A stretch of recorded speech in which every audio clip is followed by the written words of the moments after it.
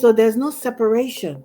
Once ancestral stories have been explored, the next step is to integrate the wisdom and lessons contained within them into our daily lives. This can involve adopting practices, values, and beliefs that align with ancestral teachings. Ceremonies that honor ancestors can be very powerful tools for integrating their wisdom. These practices often involve storytelling as a central element, creating a sacred space for connection and healing. When you tell story, you also have a responsibility, because if you tell story and you are not able to lift the people up, you could bring them down. Because you could tell a story that will bring all the gloom, all the dooms in the world, like all the bad things that are happening to us. But I think what we are supposed to do as storyteller or as people who leverage the power of storytelling is that we can still talk about the doom and the gloom, the bad thing and the evil, the genocide, the homicide that have happened to us as a people of African descent. But we must be able to draw out a lesson, and that lesson must empower us at the end of the day. It could have been a very painful time that even people were not even able to express that just yet. But you doing your research enabled you to write about it, to express it on behalf of those that were there. Because one thing I'm learning as a life coach and working in communities and doing workshops is, even when you want to express your story, you have to be emotionally strong to do so. Because if not, he actually doesn't empower, he actually could hinder those who are walking a journey of emotional healing.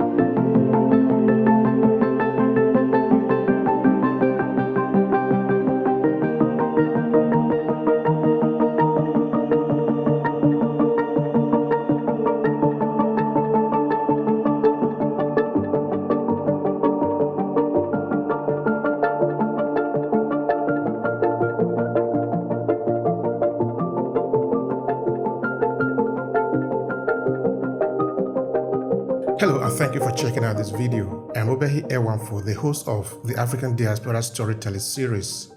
Every 2 weeks, we meet up on LinkedIn to talk about different ways we can leverage the power of storytelling as people of African descent. Now, this is it. We are uniting the millions of Africans in the diaspora through the power of our story.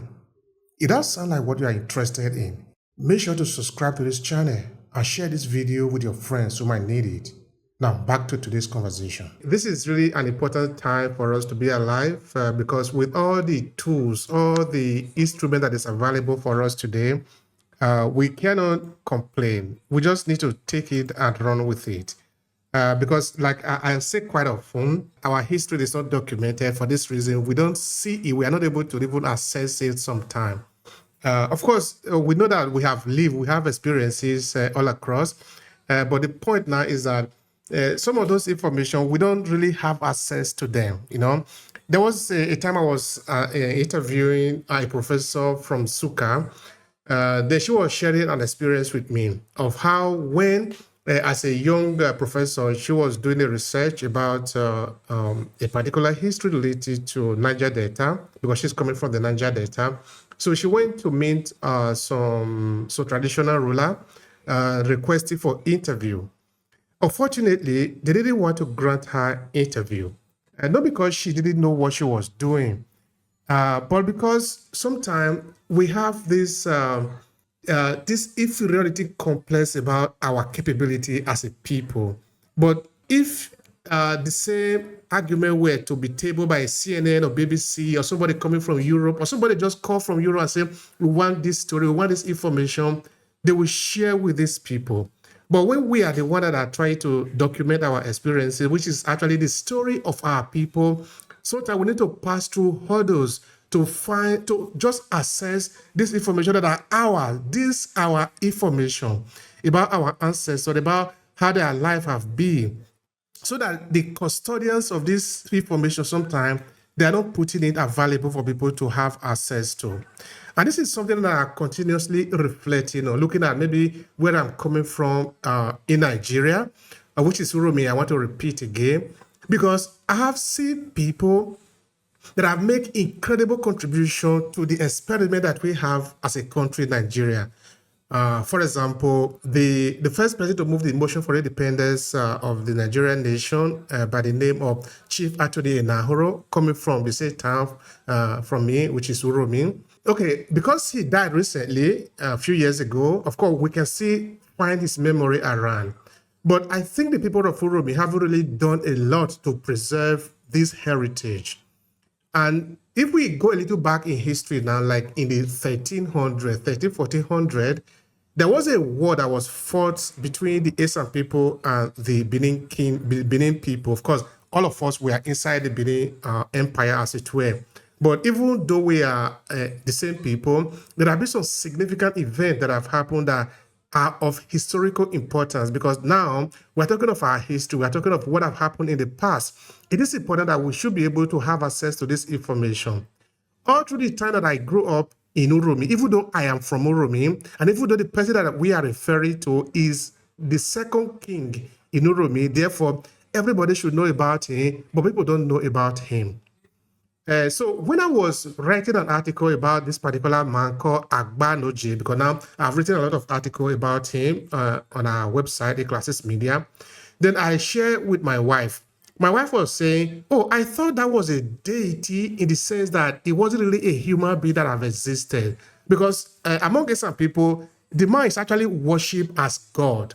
He's known as the Esan god of war because of what have happened at the time. Of course, this is not something that happened several thousands of years ago. It happened recently, which is to say that we could actually document this history in a way that people can access it. But unfortunately, we don't do that. And sometimes this story fade into memory, and sometimes we even forget about them. So that when we start asking people, but this man, that man, who were, people don't remember who they were, because we haven't approached it intentionally to document these experiences. So I'm really saying this to say that it is important what we are doing here. Forget the money. Forget the fact that we are using this as a medium to be able to sample our opinion out there. But this is absolutely one of the best contributions that we can make to our generation. In that when we are gone, of course, we should know that we are not going to live forever. We should know that I am over 45 years old now. So I can't pretend that in 150 years from now, I will still be here. I will not be here. I know that.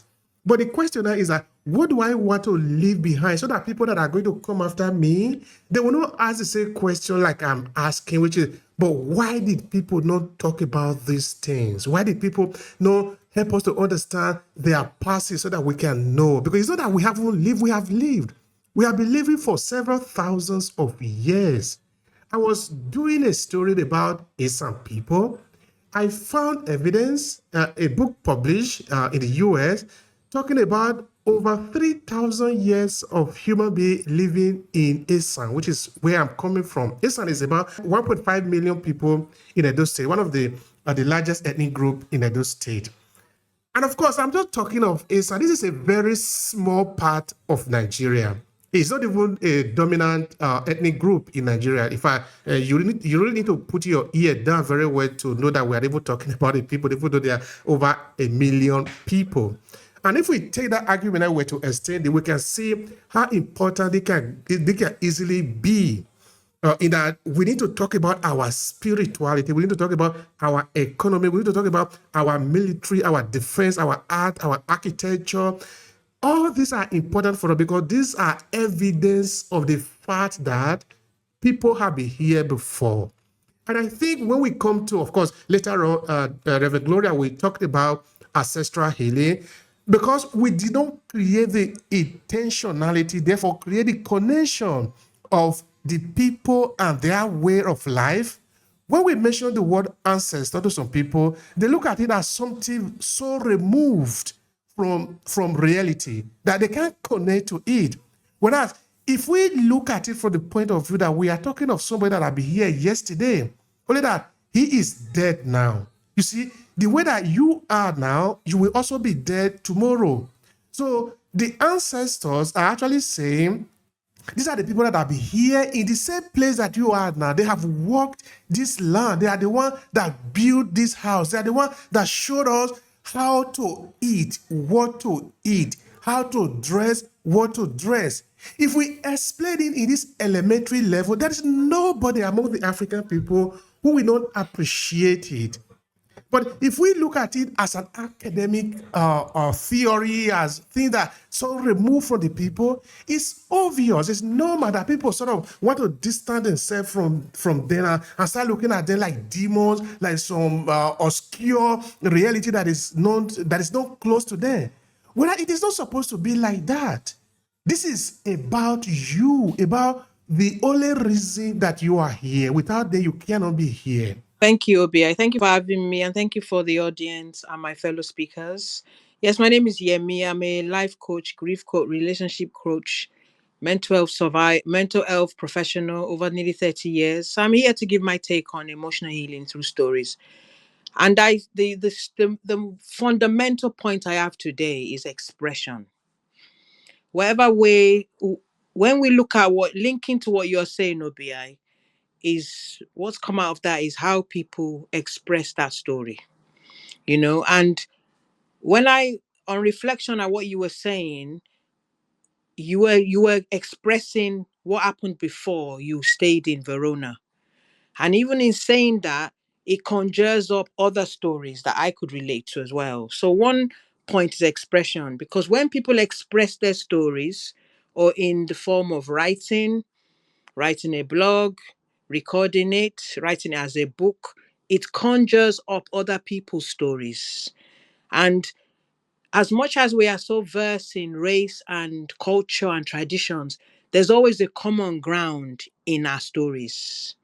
So one thing I would say is, with my story of expression, I've used a lot of writing books and using podcasts. But one thing I do know is that when we look at our emotional healing, it is very powerful to be able to express it. There'll be times when we won't be able to express it immediately because of where we are emotionally. And that also ties in even with what Obia is saying, that even when we want to write the history of our forefathers, sometimes people who were, for example, the example you gave of people who were before you in Verona, it could have been a very painful time that even people were not even be able to express that just yet. But you doing your research enabled you to write about it, to express it on behalf of those that were there. Because one thing I'm learning as a life coach and working in communities and doing workshops is, even when you want to express your story, you have to be emotionally strong to do so. Because if not, he actually doesn't empower, he actually could hinder those who are walking a journey of emotional healing. Number two, commonality. When we express our stories, it links to what I've just said. Is sometimes we tend to think your story is different to mine, but there's always something that brings us together. So, like the other day, I was talking to someone in a community on Sunday, and we were talking about we know there's been riots in England, and somebody was telling me about their story when they came to England as a minority, and asking me how I felt as a minority. And another lady shared. But within that story, even though there were diverse experiences, the commonality is humanity. And I remember saying that even when we express our stories, we have to express in the way of empowering and healing and uniting communities. And number three, equipping. Equipping means, as links to OBI, is when we know our history and what our forefathers or what we are documenting now for our children, it gives people a stronger sense of identity. And knowing your history also enables you to deduct the benefits, the positives from it, and also remove the negatives, which I mean is negatives that were not good and we don't want to repeat in our generation and generations to come. And I pass it back to you, OBI. That's roughly what I'm saying at this moment. Thank you. Thank you so much for that. That is empowering. That is empowering, and that is what it's all about. Also, I like that. That we also need to we even need to grow up. Even need to mature emotionally so that we'll be able to master what we are talking about and able to help people, because it's not just about sharing story of grief or bringing people down. Because now, when you tell story, you also have a responsibility, because if you tell story and you are not able to lift the people up, you could break them down. Because you could tell a story that will break all the gloom, all the dooms in the world, like all the bad things that are happening to us.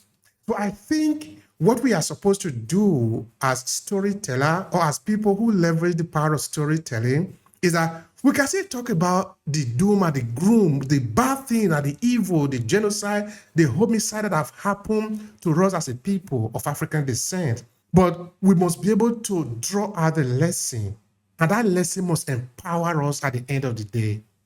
For example, we could talk of, you see, the first prime minister of Congo, Patrice Lumumba. After he have been killed, you know what happened? They basically take this man and put him into acid so that his body will decay in acid. This will tell you how wicked the people were to us. More than 50 million Congolese have been massacred. But this story doesn't come out in the conventional conversation that we have today. But who is supposed to tell that story? Because it depends on where are we getting the information from. Who are we giving the privilege to tell our story for us? All this story can be really damaging for us if we don't master the way that we communicate it. But if we tell the story, even though it might be painful, because you see, Patrice Lumumba is coming from a family. There is no way the people will not feel that pain when you tell them this wickedness that was done against them. But you could also lift them up if you put certain element in the story. If you are mature enough, if you are emotionally strong, and you bring healing to the people through the story that you are telling. That is where the responsibility comes into it. We don't just blow the emotion up to the people, because otherwise you could actually be harming them. Because as a storyteller, the people that you have an enormous amount of power in your hands. But you must use that power carefully. You must use it well to lift up the people. I think I have said it again in this audio series that storytelling can be used for evil too. Don't ever forget that. For Africans to have been enslaved, storytelling had to be involved in it.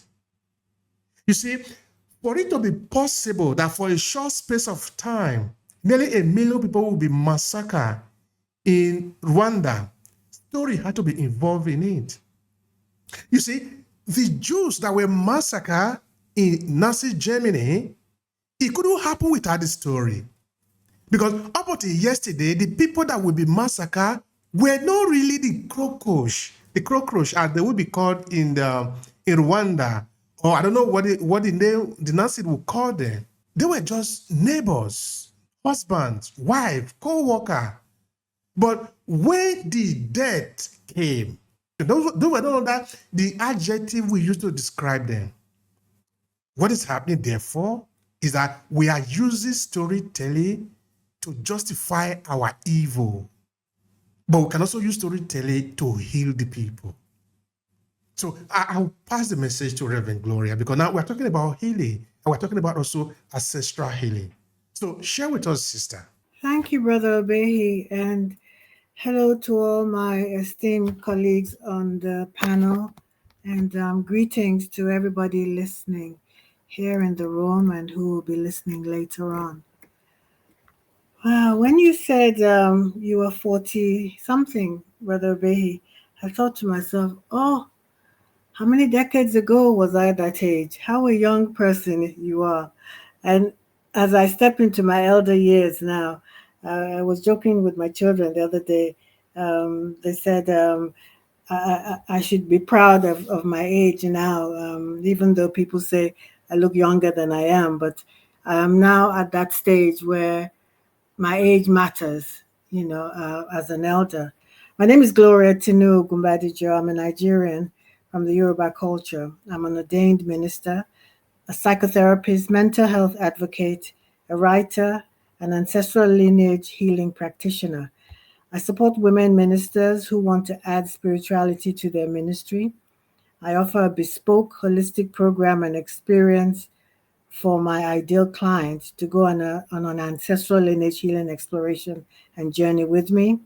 Through this experience, they will identify their ancestors, their heritage, strengthen their identity, heal intergenerational traumas, identify patterns showing up in their present day lives, gain a greater clarity of their life purpose, direction, and destiny, liberate themselves on a cellular level, making changes in their deepest core, ultimately leading to more balance, harmony, and peace in their lives. This topic speaks to me in so many different ways.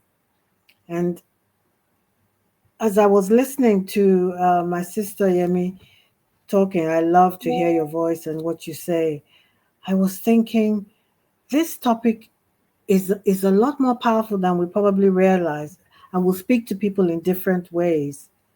You know, storytelling has become part of many people's process without even knowing it, but it is about that intentionality. Now we're at a time, we're in troubled times, and people's experiences are so important because one person's experience will resonate with millions of other people, maybe almost exactly, or there'll be aspects of it that will be healing to others. So let's tell our stories. I made a post in my Facebook page today, and somebody responded. There were lots of wonderful responses, but somebody responded with letters, 21478, and I thought, okay, what the heck is that? So I was just going to ignore it, but I said no. They put it on my page. So I asked them, I said, what do the numbers represent? And the person said, I have so much to say. I'm an immigrant. So much has happened, you know. So I said, well, tell your story. Let us be witnesses for you.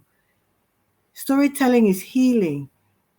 Still, I'm still curious about the numbers because I don't want any strange numbers on my Facebook. But it's just, again, what I posted struck something in this person. It maybe you want to say triggered, but it allowed them to connect with their feelings. And by what, even though they didn't really explain what they were feeling, but by putting those numbers, for me, it was not so much a cry for help, but it was this person saying, I want to be seen, I want to be heard.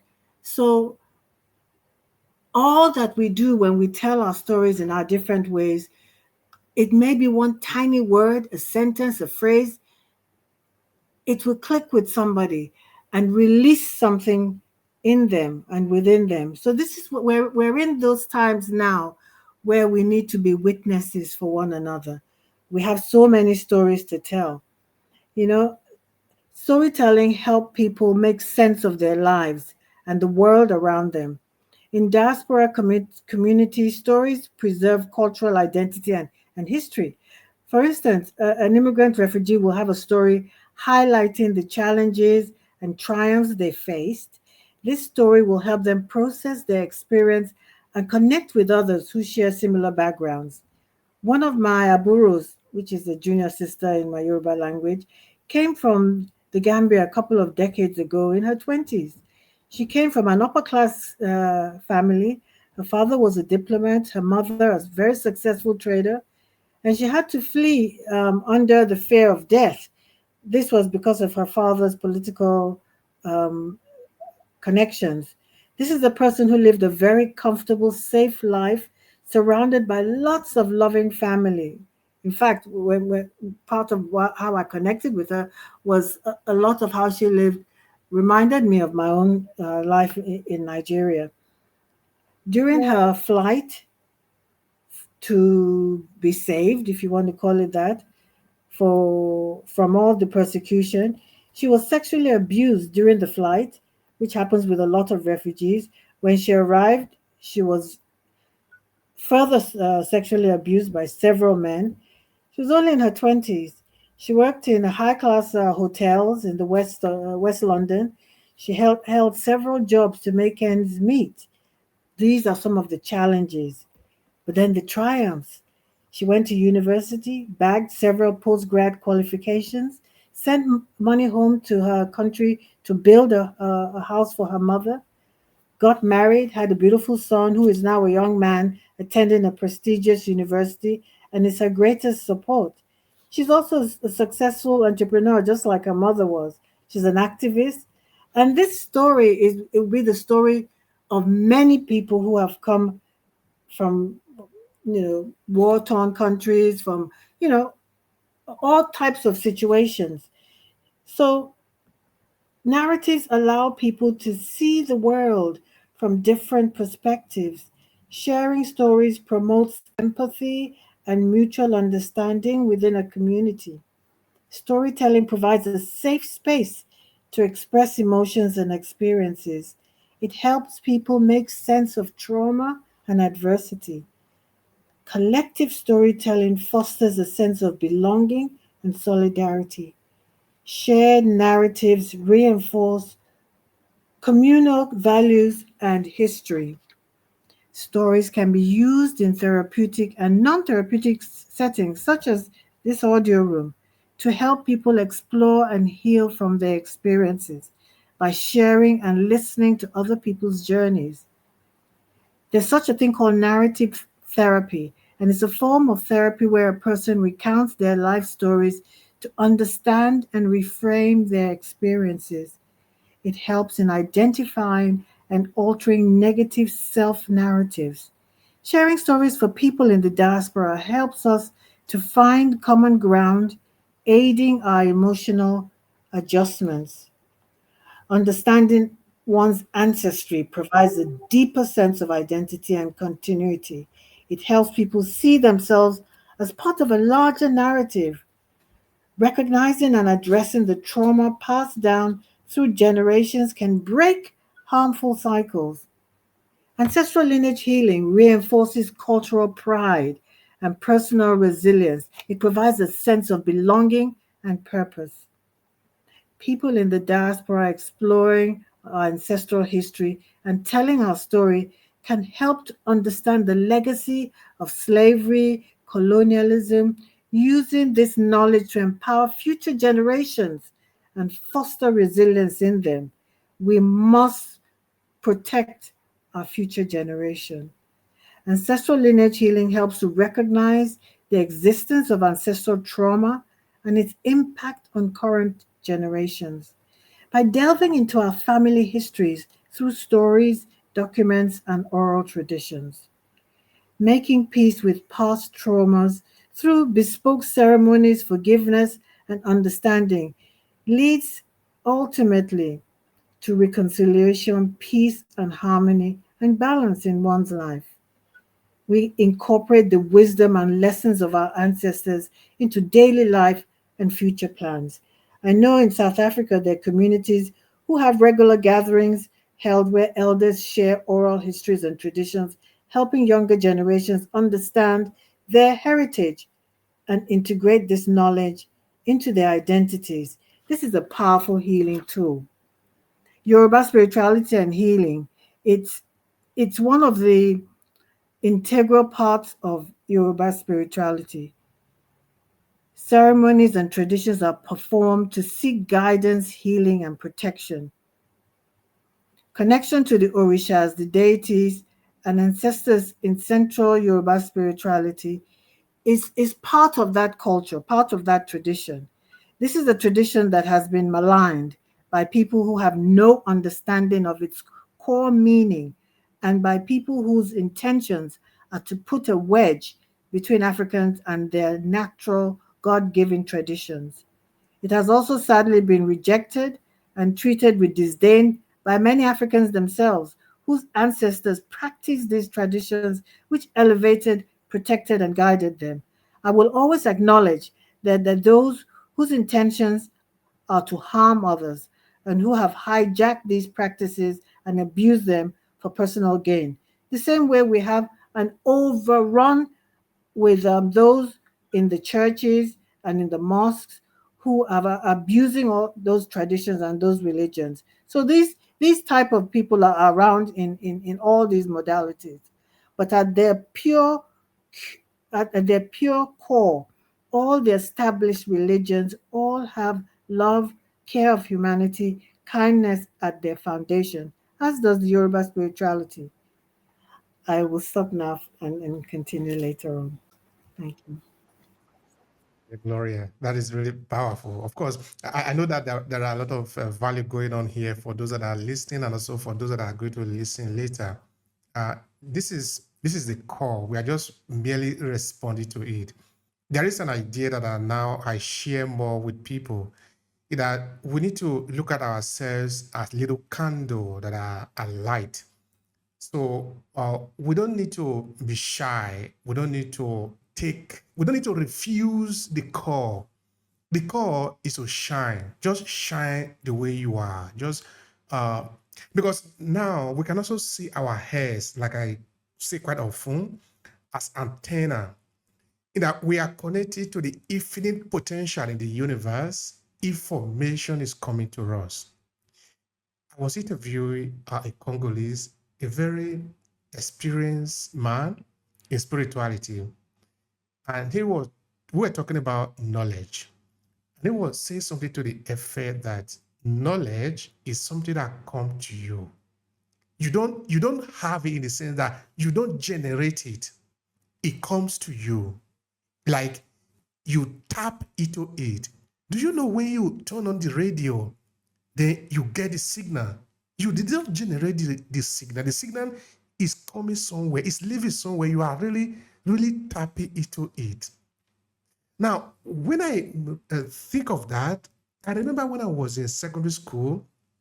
At that time, there was some moment that I will have some material that were really difficult for me to understand in school. So what I would do, because then after I tested it like 2 or 3 times, it worked for me, I continued to repeat it. In that I will make sure that that material that I was having difficulty, whether it had to do with history, with mathematics, with any other discipline that I was studying, that I was having some challenges with, I will make sure that I study that the last before I sleep. In the night, it will appear as if that problem had been resolved. It happened to me on several occasions. And I only get to understand it in this my adult age, talking to different people who are sharing different knowledge. So we are merely fulfilling our mission here, sharing the information that we receive. We are not the owner of it. We are not the owner of this information that we are sharing. We have received it, so we are sharing it. We are messengers. That is how I look at it. All right, now I want to pass to Dr. Marcia. Dr. Marcia, you see, the conversation of today is important. It's only because of time. We could really extend it for as long as we want. All right, what is your first take on that? Then, of course, we'll be considering some of the approaches and the solution. Thank you for having me today, and all those in the audience, Esther Lucy, Shanhuldul, Mabolo, and Shanella. I hope I called your name right. And also want to say good morning to my esteemed colleagues, Yemi and Reverend Gloria. It's so good to be here this morning talking about healing through stories. Very important for me because I have had to heal through stories, and I'm still in the process of healing because I lost so many persons in 1 month. I have different ways of celebrating that. And so one of the ways is that I'm producing an audiobook in honor of because all of them died in August. So we're doing my audiobook is coming out in honor and will be free for 3 days. Just wanted to put that in, Obehi, I'm sorry. And my leader, a leader like you. I wrote a book, A Leader Like You, because they were iconic leaders, and I'm putting out the audio because they were aged, and so they would have preferred to have an audiobook.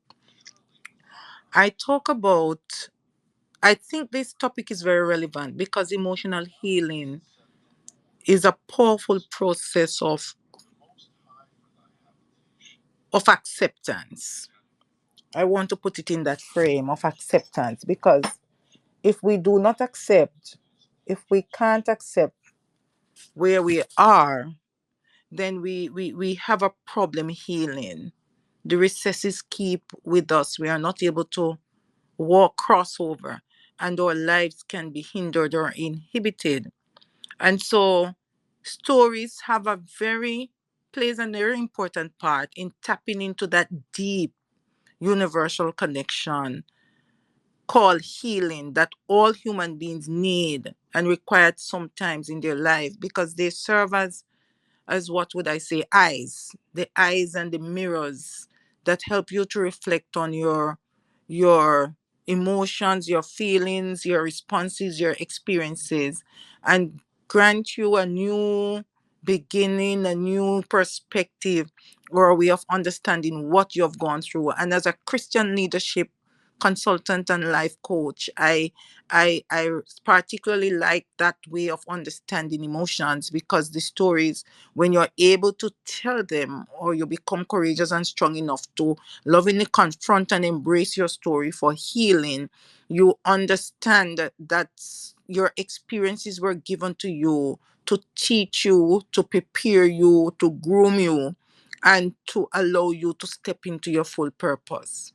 And so I believe in that way, and for those reasons, that when you are given a unique story, which you get from a unique experience, which could be born into a unique family or under unique circumstances, if you have gone through betrayal, if you have gone through loss of hope, if you have stepped a little over the threshold, if you have lost your business multiple times, if you have lost children, those are stories from which you need to get healing. And I believe that you must tell those stories honestly, because sometimes we go through experiences and we are stuck in a victim mentality, and we tell the story as a victim instead of using it as a tool to heal, and we push and sensationalize it depending on the response that we get and how those stories can benefit us. But we must tell our stories very honestly, and we must be as transparent as we choose to be, and we must tell those parts of the story that promotes healing, and not just telling a story to be heard, or to be sympathized with, or to promote a pity party. No, persons hearing or reading about your story must benefit, especially if they have gone through a similar experience. They must be strengthened. They must feel less alone. It must provide a sense of connection and understanding that must heal them. And if your story is not doing that, then you need to tell your story a different way, or you need to tell your story to the right audience. You must not allow anyone to tell your story, because your story is your own. And how you express your interpretations and your motives and your feelings, and how you experience what you experience, must be done by you, because no one else can articulate what you have gone through other than you. And so, for it to benefit you, and for it to do the healing, and for you to release your pent up feelings, and get a sense of empowerment, even if you are sharing your story for someone to tell it for you in a book or in a podcast or wherever, it must be that your story is carried with the right messages, which would mean the messages you intend them to carry. So you must focus, when you are asked to tell your story, on how you really want your story to be heard, and who you want to tell your story. And you must be very highly selective in the forums in which you share your story, because you want persons to benefit from your story. You want your story to gather the meaning that it must have. You want the story to help the people to make sense of your experiences and their experiences. You want to be a voice of those who can't tell their story that is very similar to yours. And you want to allow individuals, you want to speak for those individuals who have subconsciously employ you to tell your story and to structure your story in such a way that it is coherent with their story, and it gives meaning to the events that might have been appear random to other people, or nonsensical to other people, or not important to other people, or overwhelming to other people. And so you, if you notice the power of your story for healing, it is not simply telling and delivering a story. It is intentional and purposeful, and it must hit the connective parts of healing, which is your soul and your spirit. It must transform your mind, and it must help you to transform your circumstances and your experiences from different angles. You must reframe your story when you get into the different settings to serve the purpose. You're not altering it, you're not changing it, you're just reframing it so it touch the core of persons, and it leads to new insights and allow people to shift from defeat to victory, which is very crucial in my mind if we are to give persons or facilitate emotional healing. As a coach, I listen to person stories, and sometimes I share my stories. That mutual engagement, that mutual empowerment, that collective wisdom cannot be underestimated. That, how would I put this now? It builds resilience, and it enhances and enables recovery, that inspires hope and inspire people not to throw in the towel. It also cements the fact that stories makes healing possible, and that we together we can overcome. Others have walked a similar path. They have emerged stronger, wiser, better because of their stories. And as we continue to tell stories for healing, we must remember that your story cascades generations and give healing to generation. When someone heals from your story, they become a disciple, and they tell that story, and they tell their story, and they always have reference points why they kept going. They kept their feet above water, why they never went under, because of your story, because of my story, because of the healing that the story brings when it is true, authentic, intentional, and purposeful. I stop here right now because I really don't want to get emotional. Thank you so much for that, Dr. Matia. Yes, the emotional part of it, sometimes it is impossible to avoid it. But that is also part of it. We are talking about emotional healing here. So sometimes, yes, we can be emotional, but I think it is right. So one time I was interviewing a US professor of history. And if you listen to a certain part of our history as a people, it is impossible not to be emotional. So this professor at the point, she was emotional. Yeah, I could feel it. And at the point, it felt like she wanted to cry. Then I told her literally like this. Of course, the episode is on our YouTube channel. You can see it. I said, sister, if you have to cry, if you have to cry, cry. Don't worry. We are here. We will cry together. You see, we are talking about healing. We need to be honest. We need to allow our feeling to also come out. I look at it like perspiration, like the sweat that come out of you. It cannot be inside. It cannot be inside. It needs to be outside. But we need to ride it. We need to condition it. We need to let it flow, and let it heal, or let it wash us so that we can become better. But if we keep all the emotion in us, it can really hurt us. I think it is important what Dr. Martial is saying here, that this storytelling we are talking about should not just be at random. Let's be intentional about it. You see, there is no law in the universe that says that your story must make sense to the entire world. No. You don't have any obligation to correspond to the way that people define you, because you are you. Remember that you are a unicorn. There have been more than 170 billion human beings that have walked the surface of the earth. Each of these human beings is a unicorn.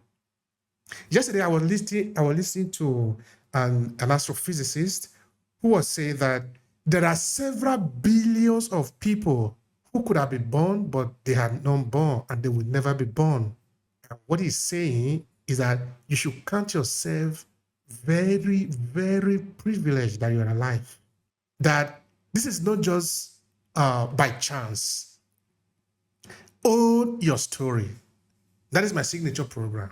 We are still working on it. It's not yet available. Own your story. It is important. You see, I was talking about the first prime minister of Congo before. You see, the reason we don't talk about that story is because the person who is going to tell that story is the perpetrator of the crime.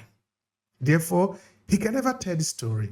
And if ever he will tell the story, he will always make the real people, he will never be able to dress them up with their humanity. That is the danger that we face when we allow other people to tell the story for us. So we must tell the story.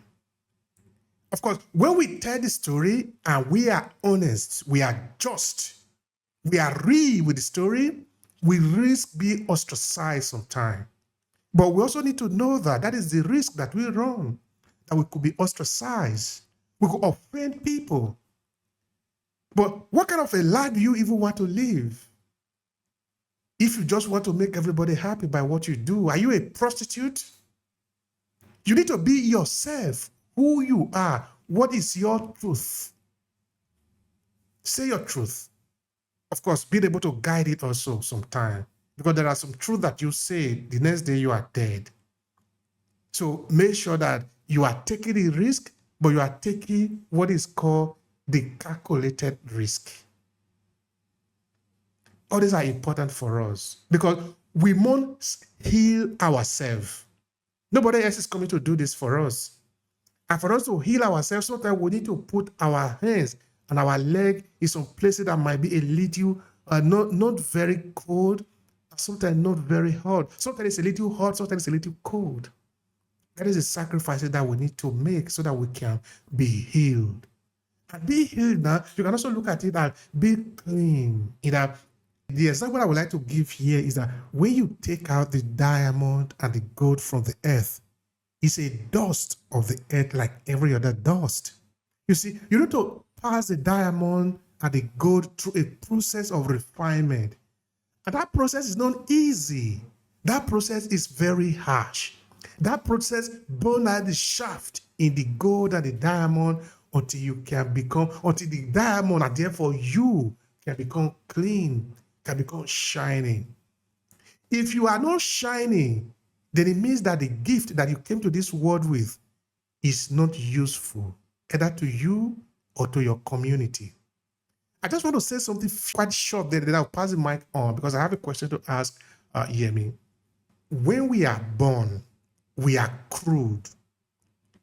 It is not good enough that we enter into the grave crude also.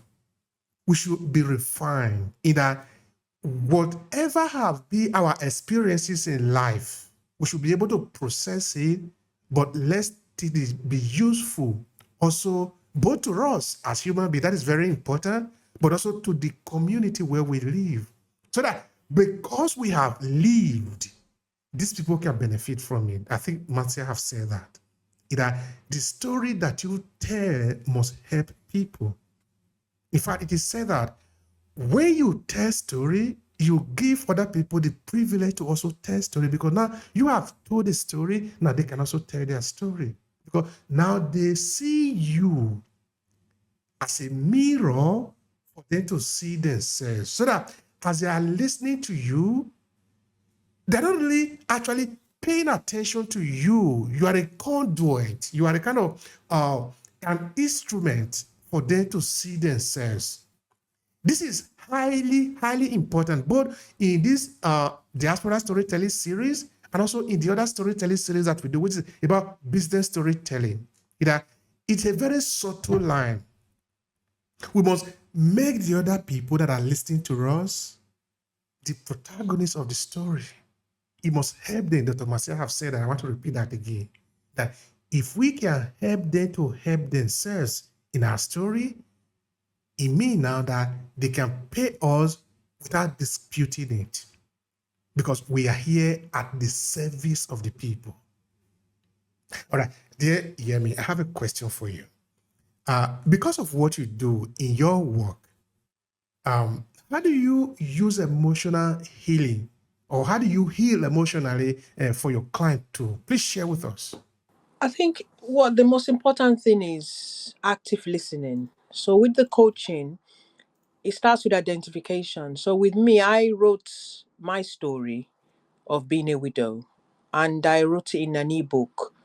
What I found, being vulnerable in writing such a book enabled people to come to me to find out how I was able to walk the journey of losing a spouse.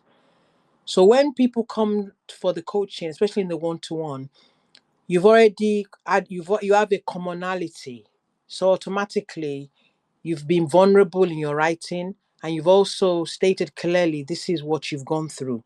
So the key is to create a safe space for active listening. However, in the active listening, there are things people will say that I tend to reflect back at them because they become key areas. So someone will be sharing a story, and this ties in also with equipping, and exactly what Dr. Thomas is saying is that it's not just about the story, it's also the person sharing it. They've come to you as a coach because they want to be equipped and learn tools from you, and how they can navigate a triumphant story of their own. Yes, they're vulnerable now, but how to find strength. So the key also is active listening. You listen, but you find the key areas where they've said something and it's got a deeper meaning to them at that emotional state. So I call it reflecting. You reflect back, and then being able to reflect back means you enable them. It's like when you think of a rope that is all tangled up, but when you reflect back, you allow them space to untangle that knot, and then that gives a new perception and an epiphany. I call it an epiphany moment, because that means it enables them to unlock where they are to move on to the next stage. And then secondly, it's also when you give a safe space, you also it gives them an element of courage, because when a person comes to me for as a coach, they basically, it takes a lot of ask for help and go through all the rudiments of the paperwork. So I also encourage by leading on, giving leads to what they're saying, with me showing that I'm interested in what they're saying. But the key is they go away with a tool for the next session. So that could be like Dr. Thomas said, like with grief, I find people find it's such a long road to acceptance. So it also starts with the different emotions. People will come with from anger. So today you might be dealing with someone's anger, or somewhere they've been has triggered an anger from the loss, for example. So, or someone makes a comment, someone might say something like, haven't you got over it by now? And they bring it to the session. But the bottom line is, wherever they're at in their story, they haven't got over it yet. And that is fine. So, creating that safe space enables people to explore more why that was a trigger for them. And number two is very important, as most of you have said as speakers also, is the truth. Sometimes people come to me and because of their context of where they're coming from. So, for example, I've met women who've lost their spouses, and within a few weeks they've gone back to work. And some find that's the way they can survive. They've been in the business, but at one point they burn out because they've not been able to take time out to address the emotional incident or episode that's happened in their lives. So when they withdraw from work, they could come in that context to the coaching and explore what made them escape from dealing with that, sharing or walking through that emotion, rather than hiding in. I won't say hiding is survival. To survive is to go back to work. So you explore that. But it's about truth. We have to be truthful in our stories, because denial can take you step back 10 times back in your recovery. The another thing is, in some communities, like I've had the opportunity also, that I find when I'm interviewing in podcasts, I use my coaching skills. So sometimes I get widows who come and share their story. But in doing that also, you find people come from different like I could be talking to a woman from West Africa today, or I could be talking from a woman in America. But the context is totally different, because in some cultures, like a lot of African cultures, there's a lot of blame. So when there's a lot of blame in the coaching process or on podcast, people are carrying a lot of guilt. So they're not able to share their story effectively, because something in that context is telling them that it's not okay. It's your fault that your spouse passed away. Whilst from a Western context, they might from be in a context where they feel okay to share the story, because there's no that element of blame. So going back to the topic today, emotional healing, just to summarize, is you have to be vulnerable. You have to be able to be vulnerable, even when you come for coaching or when you're going to see a therapist or counseling. Number two, you have to be truthful of how you are feeling at that moment in time. You might find you might not get to acceptance just yet. You might be in the throes of anger, resentment, hurt, unforgiveness, and so on and so forth. And number three, you need courage. The courage in to share the story in a safe space, even share it in writing, and courage and vulnerability tie in together. Because when you're being courageous, you need that to be vulnerable, to actually be truthful on how this journey has been for you emotionally. And now have you been able to navigate and come to the other end? And that's what my book is about, walking out of widowhood. People have asked me, why is it a walk? It is a walk because you are constantly navigating the loss and checking in on yourself and with the professional or the communities you share your story with. You're constantly walking and recovering through the loss. Thank you, Obi. I pass it back to you. For that, Yemi. That is powerful. I really appreciate that. I really do. You see, these are important now for those that are listening and also those that are going to listen later. Now you know that if you need help, you can reach out to any of the experts that are speaking here. They are not just speaking because they heard it somewhere. They are speaking because this is what they live. This is their experiences. This is their work. So they can help you too. If you need any help, you can reach out to them. So I want to thank those in the audience. I see my friend there, Dr. Mambulo Ekusu. Thank you so much, brother. I'm happy to see you there. Mambulo is coming from Congo. We live here in Verona for a long time together. Okay, I see some other persons there too. Lucy and Sahidre. Thank you. I see Esther. Thank you so much for being here. We appreciate your presence here. This is important for us. All right. Now, there was something that Reverend Gloria was talking about before that I would like her to explore a little bit. I think it had to do with generational healing. Because sometimes what we are suffering from is not what have happened to us, but it's what have happened to the extended us. I think the Igbo people call it the Igbo Umuna, something like that, kind of the extended family. But sometimes it can also be far extended that it is not really you, but something that have happened to your ancestors. It can come to hurt you. It is true. So a couple of weeks ago, I was interviewing a German coach. So we were talking about ancestral healing. Then she told me how in Germany, after the Second World War, people have to undergo a lot of healing process.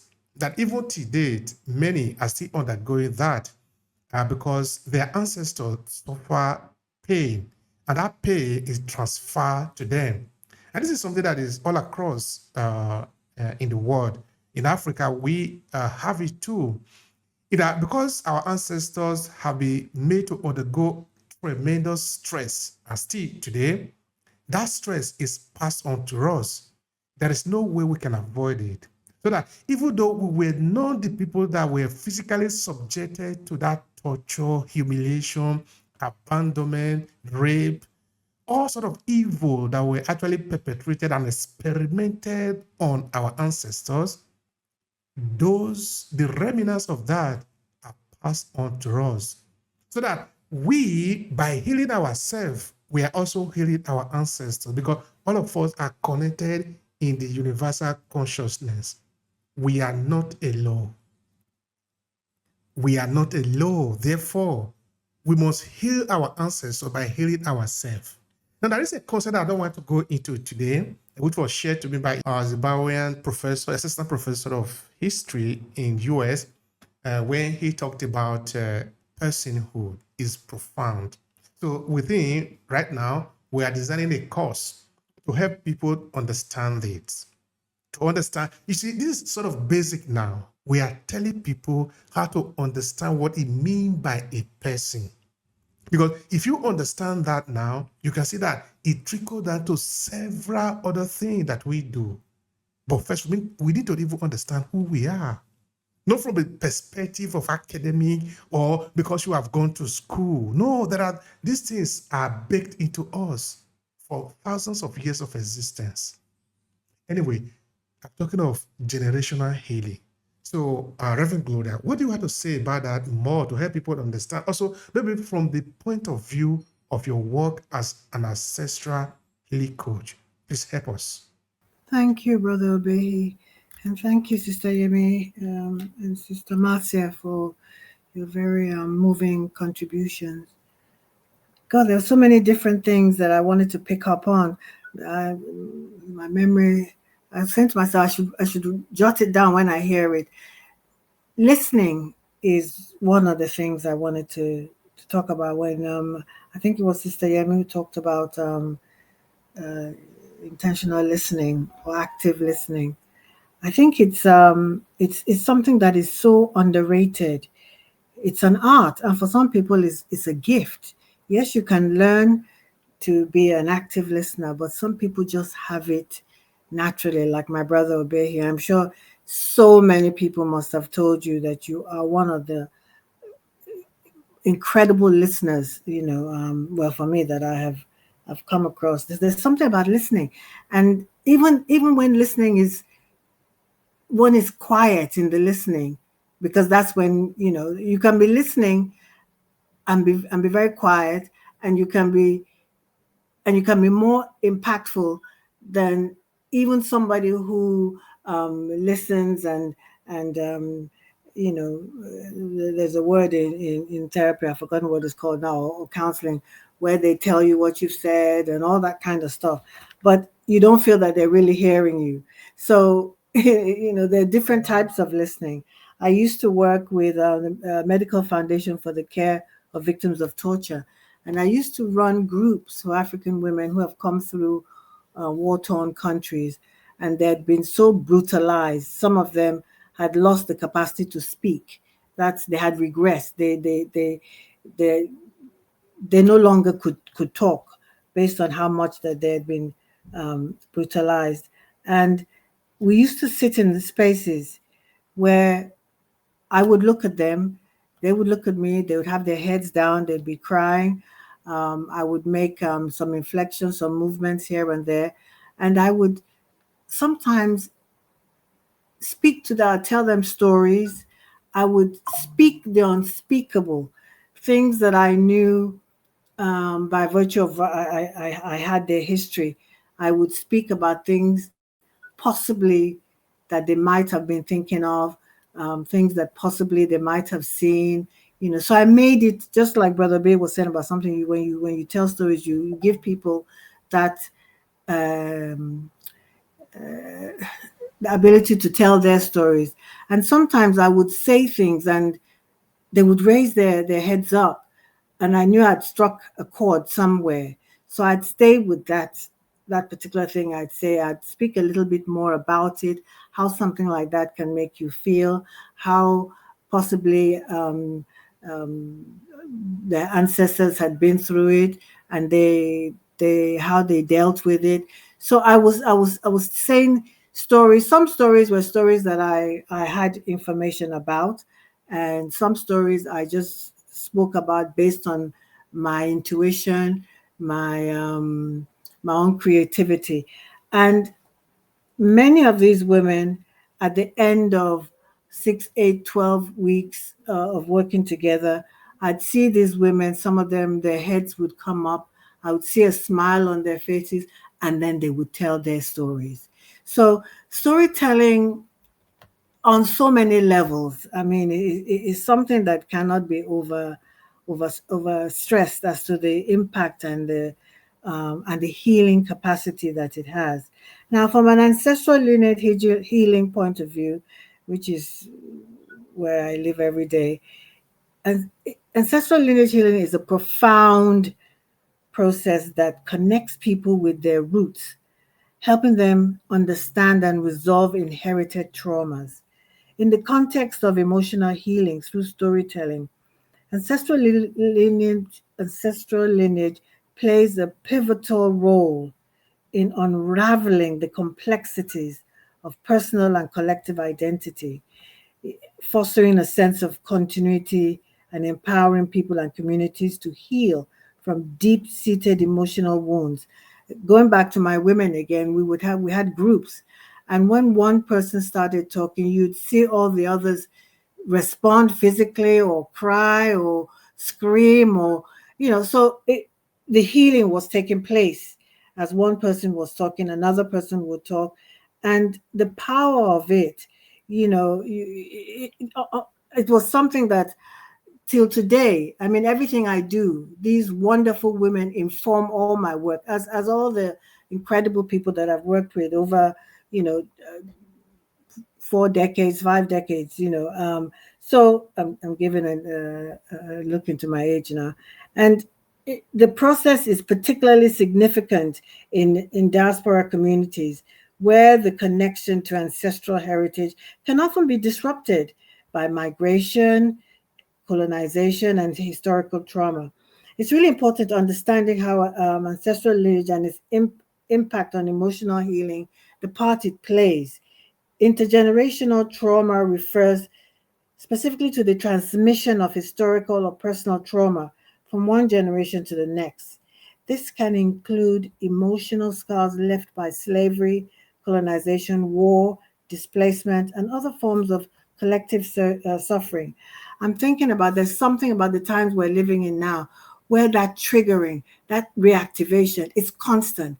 There's almost no room to get over one thing, and then you're triggered by something else again. And I think our ancestors are all around us at the moment, because this is something that they have lived, that they have come through, that they have survived, and they're here to give us the wisdom and understanding, strength, to courage, and fight to deal with what it is that we're living with at the moment. The traumas that manifest in various ways. They can come in anxiety, depression, identity struggles, and emotional detachment.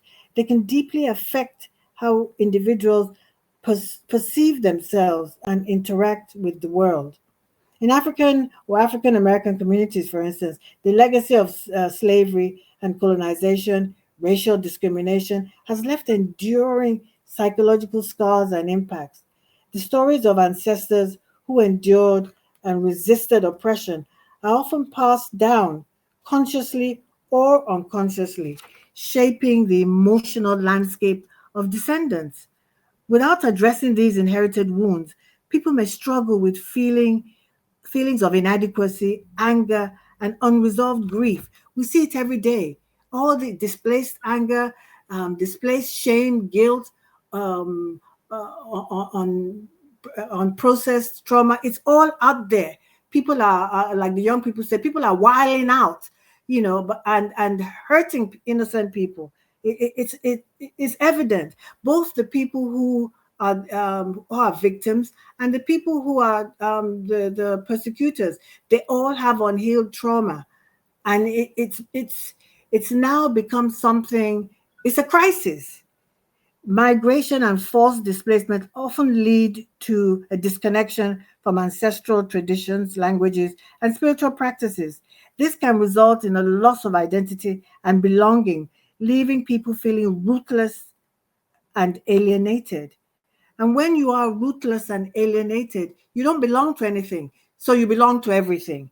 And that's dangerous because there are a lot of harmful people around who want to transfer all of and project all of their bad stuff, all their unhealed trauma onto you. So people are carrying things that they don't belong. You need your ancestors. We need to hold on to our own traditions and our cultures.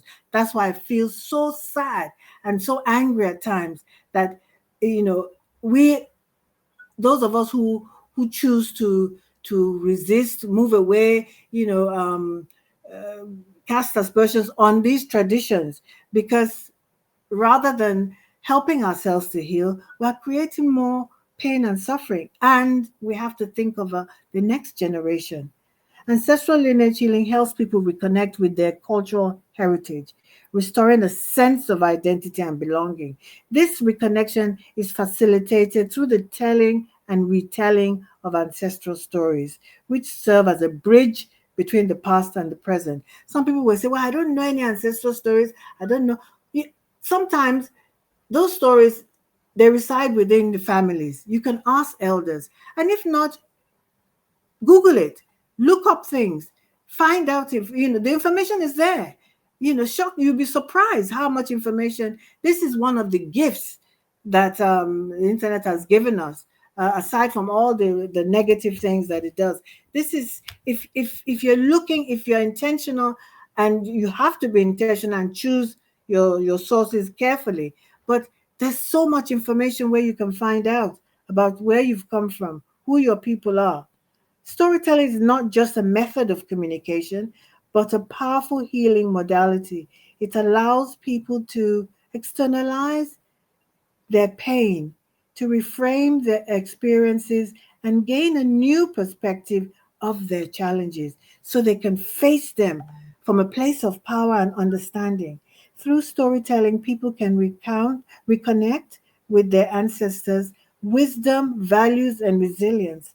These stories often contain lessons that help descendants navigate their own life challenges with greater clarity and confidence. A crucial step in ancestral lineage healing is acknowledging the trauma that have been passed down. This can include just recognizing the pain and suffering of ancestors, which may have been silenced or forgotten. And they're showing up in our daily lives, how we negotiate the world. Sometimes we don't even know what is propelling us, what is making us react to things. Some of that pain and suffering that our people have gone through, that has been passed down. And I think Brother Obehi said something profound about healing. Ancestral lineage healing is a two-way thing. Sometimes people think, oh, I on earth now, I'm getting ancestral healing for me. Yes, you are, but you're also healing your people, because particularly in Yoruba spirituality, we believe in continuity. There isn't a break between us. So as we're coming, we're going. We're coming. That's why when an older person dies, and then a baby in the Yoruba culture, a baby is born soon after, they call them Babatunde, Yatunde, means the father or mother has come back. So there is that continuity, that make a balance between those who have gone and those who are on earth today. So through storytelling, people and communities can engage in a process of reconciliation with their past. This involves honoring the struggles of our ancestors, understanding the context of their actions, and making peace with their past. Sometimes it's not anything elaborate, just waking up in the morning and thanking those who have gone, those you know who have gone, and those you don't know. Thank them all, because they have paved the way and for us to be here today, and they're just waiting on us to ask for help from them. It doesn't take away from your beliefs as a Christian, a Muslim, or any other religion you have. All in its purest form, they're all working together. So there's no separation. Once ancestral stories have been explored, the next step is to integrate the wisdom and lessons contained within them into our daily lives. This can involve adopting practices, values, and beliefs that align with ancestral teachings. Ceremonies that honor ancestors can be very powerful tools for integrating their wisdom. These practices often involve storytelling as a central element, creating a sacred space for connection and healing. I go back to Yoruba spirituality. The ceremonies and rituals, like the annual Egungun festival, are dedicated to honoring ancestors. These traditions have been bastardized and have now been turned into something ugly and nasty. But in its pure form, during the festival, stories of revered ancestors are shared, and participants perform dances and rituals to invoke their spirits. It's not a negative, dark, ugly practice. It's wholesome because when it's done in its proper form, this only strengthens not only strengthens the connection to the past, but also empowers the community to face present challenges with the support of their ancestors. These are our traditions that have existed long before Christianity and other religions. They served our ancestors well. They had systems in place that supported the communities. I will never turn my back on my ancestors, whose blood runs through my body and who have given me untold gifts.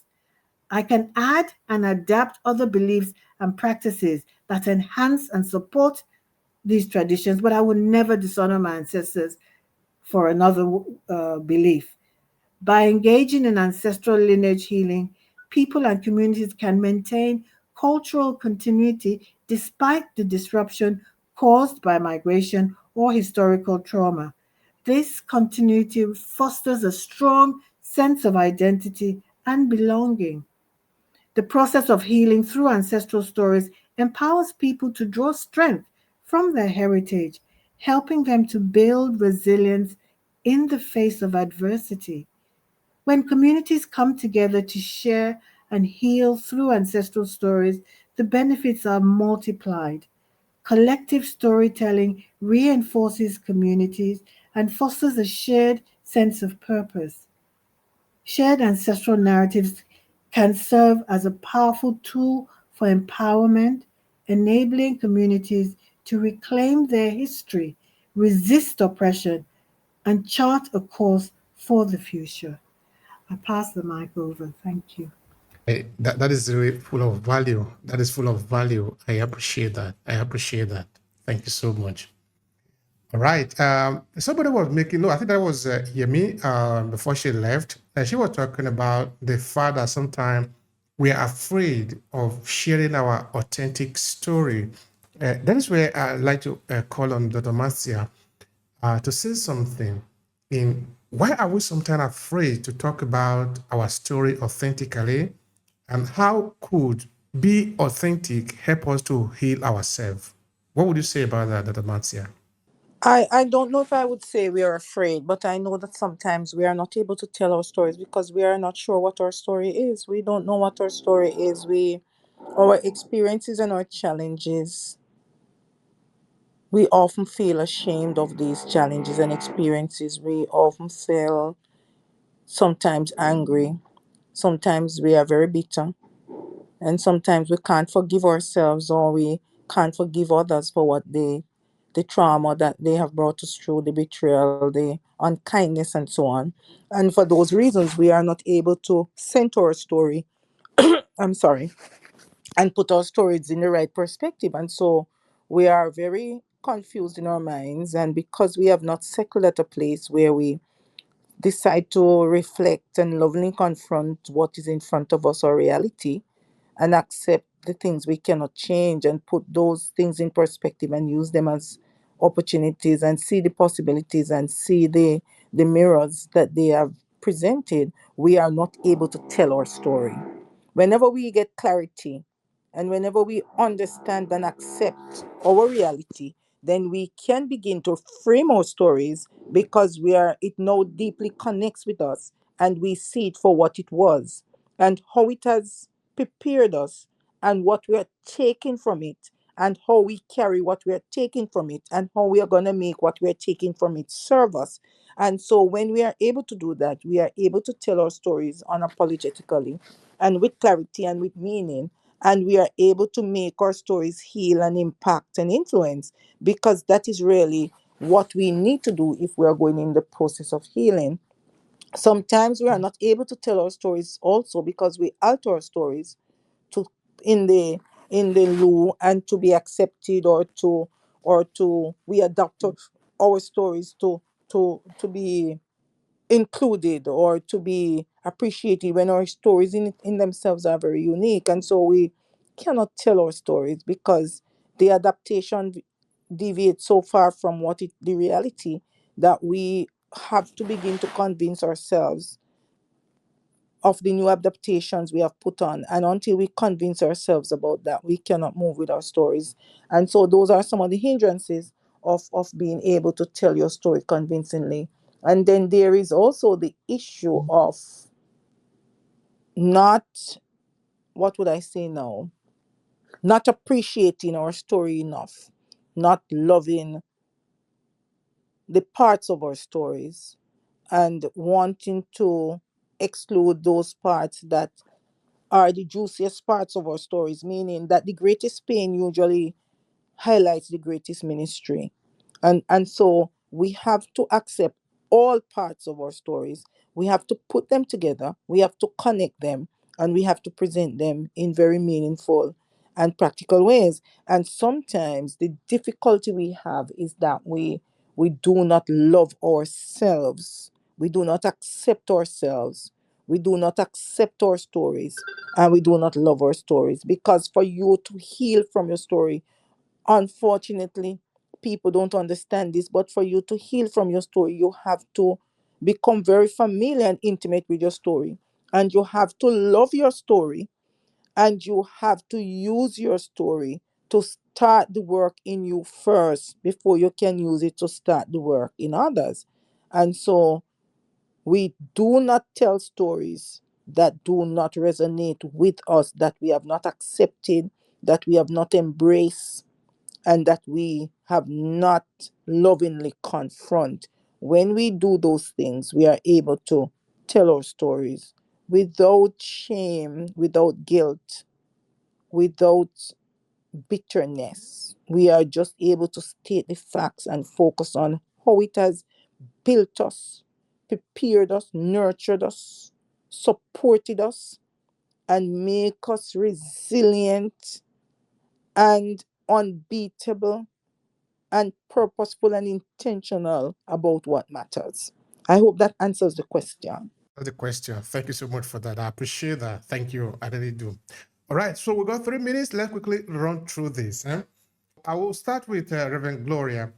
What will be your final take here? I mean, remember to tell the people how to find your services, because that also is important, because you are here, you are talking from experience. So there is a way you are helping people. So let them understand how they can find your services. Thank you, Brother Obehi, and thank you for that contribution, Sister Martia. And I must say thank you again to everybody who has stayed to the end to listen. And one thing I always say at these audio rooms, that even though you may not be speaking directly, I hear you listening, and your presence is felt. Your contribution is felt by being here. You've been intentional by coming here to listen. So thank you for that. So, in conclusion, I just say ancestral lineage healing is an integral aspect of emotional healing through storytelling, particularly in diaspora communities. By reconnecting with ancestral roots, acknowledging and reconciling with past traumas, and integrating ancestral wisdom into daily life, people and communities can experience profound emotional healing.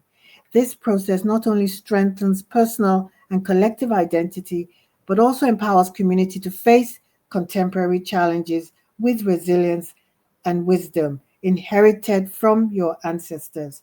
Through the power of storytelling, the voices of the past continue to guide and heal the present and future generations. Just want to repeat that again. Through the power of storytelling, the voices of the past, our ancestors, continue to guide and heal the present and our future generations, our babies. So thank you again. You can find me on LinkedIn, and my website where you can read about the work I do and read about people's experiences and their testimonials. My website is gloriaugumbadijo.com. Alafia to you all. Bless you all. Thank you. Thank you so much, Sister Gloria. Alafia, Alafia. All right. So Alafia is a way of greeting in the Yoruba language of Nigeria. And of course, we are very proud of injecting some of our languages into it. It means that we are rooted. It means we are claiming our identity. And of course, that is also part of the conversation today, that we are not just saying it because we couldn't have anything to do. We are saying it intentionally. So we are claiming our story and we are claiming the whole of it. So thank you so much for that. All right, Dr. Marcia, for what is your final thought here? Let the people also know how to benefit from your service. You have written an interesting book, A Leader Like You. Of course, who doesn't want to become a good leader, whether in business, in community, or of course, even also in the political field. And of course, you're also doing some incredibly beautiful things to help people. So let them understand how they can benefit from your thought. Please go ahead and share with us. Well, good day again, everyone, and thank you so much for staying the course with us. And thank you so much, my erudite co-host, for your participation and your inspirational thoughts and tips and process. I want to end by saying that in my practice as a Christian leadership consultant and life coach, I use stories for emotional healing in several ways. And so depending on the client and what the need is, that's one of the techniques that I use when I use stories in emotional healing. I also encourage my clients, even those who have a great story and who have learned and who can now see how the stories, their experiences are dictating their life script and how they now cement their purpose. I also encourage them to surround themselves with narratives that inspire and that pulls them from their stuck state into a new beginning, or helping them to pivot with power through those that inspire resilience and recovery, because this can be a very powerful reminder in the healing process. And so those are the ways in which I use stories in emotional healing. Of course, I am an author. I have a book for those who are aspiring, beginning, or seasoned leaders who want to harness their superpower in their workplace. It's really for Christian leadership because it is from a Christian leadership point of view. I document parts of my story and implement a coaching sessions that deal with the different aspects of evolving as a resilient and very focused and intentional Christian leader in a secular workplace. I deal with several topics. I also have an anthology coming out. We are going to be launching that on the 21st of August. It is called Lessons Learned from COVID. It's an anthology with several other writers, Zion and Dr. Tolo and Professor Roxanne and Annie and those persons. And recently I became a part of a foreword for the book that is Bullied. And so you need to get that book also. It's an anthology also that deals with the way we are bullied in our homes and so on. I looked at it from us being how we can be silent incubators for producing bullies as parents based on our parenting style. So those are some of the productions I have out there. And as I said, my anthology will be now having an audio version that I will have and will indicate over the period. There will be a 3 days where you can get it for $1, and then it goes back to its original price on the day that I want to celebrate my top icons who were leaders in my family and who died. I do one-on-one coaching, and I also do group coaching, and I have two programs that you can register for. It's a month program that's called Leader Up, and it's also can be a group or one-on-one, and there's also the Pivot with Power program. I want to thank Obi for allowing himself to be used and for the commitment he has to build the diaspora on a holistic level. It is a very unique space that you occupy, Obehi, and you are very different. And so this in itself will benefit more persons as we continue to share and as we promote these programs in our network. We have to target persons, and we also have to target the time, because a lot of things goes on in these sessions that are beneficial, that are supportive, that are healing, that are transformative. And I want to thank you, Obi, for having that call and for being consistent and determined to fulfill that call. It starts, the small things start with small steps, but together all these small steps make one gigantic move that changes those who it must change, and build those who it must build, and transform those who it must transform. Continue your great work, and I'm honored to be a part of this room every other Monday. Have a great week, everyone, and thank you so much again. Appreciate you. I appreciate your contribution. It's always highly, highly valuable. I was saying just now before we started to record that I was actually editing the one of the sessions that we have done in the past, and even me as a moderator, as I'm listening to it, I'm getting a lot of value from it. Sometimes, when it's like, for example, I wrote a book in 2015. The book is titled Amid the Stream Water, which of course later was accepted at the University of Verona, where I live, for students to pick and read. And but inside that book is a very small pamphlet. There were a lot of things that I didn't even know when I was writing the book, that a lot of people have to point it out to me. I remember, for example, I presented a book at the University of Padova, a university in the city close to where I live in Verona. And I presented it with a professor, Adone Brandalize, is a professor that does something within the area of literature. So when he was putting out things for me in the book, I was sort of surprised, really. Then I also gave the book to an anthropology in the city where I live. By the time the woman did a video on it, I recorded her because of what she told me. I said, okay, let me record you. And I recorded her. I did something like 4 video when she was reviewing the book. So what I'm saying is that sometimes we just need to just show up the way we are. There is no need pretending. There is no need be who we are not, because the world is looking for our originality. The world is looking for who we are. Let's show up.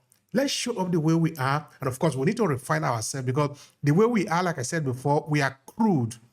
The world doesn't need us crude. The world need us to refine ourselves, but let's refine who we are. No need to put the mask of another person and pretend to be that person. So the more we continue to refine ourselves and work on our path in making our contribution to the world, we will begin to see that there are value in being who we are. I want to repeat that again. There are values in being who we are if we want to show up the way we really are. So thank you to every one of you here who have shared and who have listened. And of course, also for those who are going to listen later on, because this conversation is intentional for us, and we really want to make sure that it adds value to the people.